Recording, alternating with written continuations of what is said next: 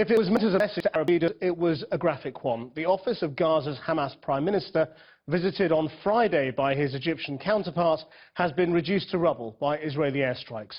It was a key target of a fourth day of bombardment. But Hamas says that civilians and children have been among the victims of the attacks.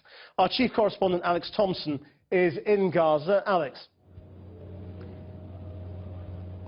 Yes, as you might expect, frantic efforts to try and find a diplomatic way out of this, particularly amongst Arab nations. But the feeling there, as around the world, is pretty basic. There's only one nation on the planet that can perhaps stop Israel if it is hell-bent on a ground invasion. That's the US. It isn't going to happen in all likelihood. That leaves a day like today relatively quiet, but still 200 attacks on the Gaza Strip. We've been filming in a number of places, including the city hospital, so some viewers might find some of the images in this report distressing. Gaza City just before dawn. Whatever Israel defines as a target, it says it's now hit almost 900 here in 4 days. Israeli military video shows the Prime Minister's office destined for destruction.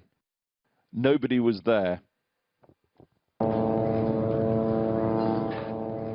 With the sound of Israeli drones overhead and the smouldering ruins, this was where Hamas officials met the Egyptian Prime Minister just yesterday. And today they wanted to meet Tunisian officials in the same place. That is not going to happen. Phase 2, the Israelis said, was all about destroying Hamas official offices. It's well underway. You don't stay in any one place very long in Gaza. When you move fast through largely deserted streets. The smoke of the latest incoming attacks clearly visible.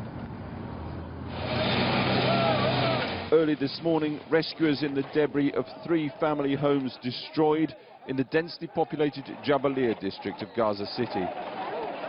Next come the children, scavenging for wire and metal to sell on. And then suddenly, 18-year-old Zakaria Salah wanders, dazed, over what was home just 4 hours ago.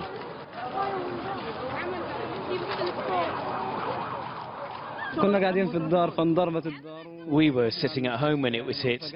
I lost consciousness. I woke up in hospital.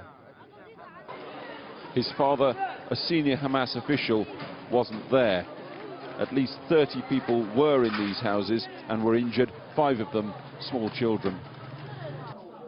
Like 2-year-old Lama, who had come to the house with her mum Fatma for a sleepover. I said, I'm okay, but I've got to check on my family and daughter. So I got into the ambulance, and they brought me my daughter. She was covered in blood, but alive. I said, thank God. 2 floors down, the 12-bed intensive care unit is certainly coping, but it's full. As you see, the case is coming and coming and coming.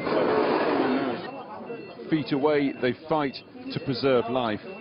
We receive 2 patient, infant patient, 11 months, burn, total burn 95%, and is still breathing. Burns. Yeah, still breathing, and within 1 hour it's died. And you can imagine, how do you feel? How do you feel? I take him and I cried. Outside the scrum as Tunisia's foreign minister tours the hospital, condemning the Israeli onslaught, but silent on the Hamas rockets.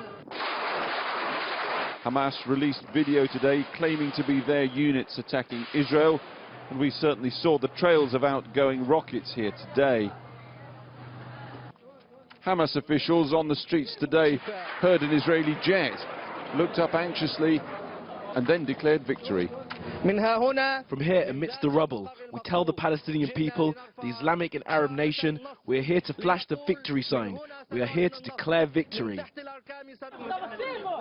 But whoever claims victory here, Gaza's health minister, who's also a surgeon, had the latest statistics this morning.